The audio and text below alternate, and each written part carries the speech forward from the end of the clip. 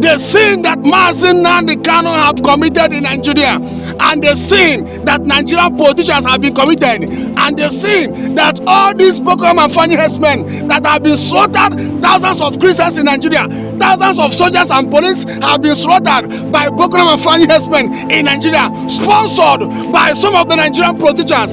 I want to ask Nigeria government, the sin that Mazi Nnamdi Kanu committed and the sin that Boko Haram and Fulani herdsmen have been committed, I want to ask you now, which one were the worst?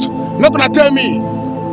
And una go arrest some Boko Haram and Fulani herdsmen, una go call them repentant Boko Haram and Fulani herdsmen. Yes, but the sin that these people have committed in Nigeria is worst. Thousands of Christians don't die, thousands of soldiers and police people don't die in Nigeria by them, and you will release them, call them repentant. Yes, because they are from the north, and Mazi Nnamdi Kanu, because he's from Igbo, because he's talking about biafra, persecuting of Igbo will end in Nigeria. I have spoken. Yes, our fathers saw this thing. That is why they lose up and fight Biafran war. Upon you people kill millions of Igbos, our generation has rose up again, talking about the same Biafra our father talk.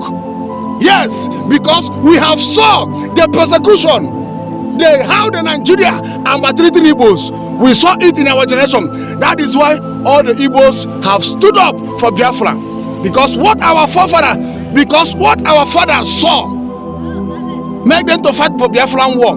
We, our generation, has been seeing the same thing in this country called Nigeria. In this country called Nigeria, Hageji Dendu Boko Haram and Fulani herdsmen.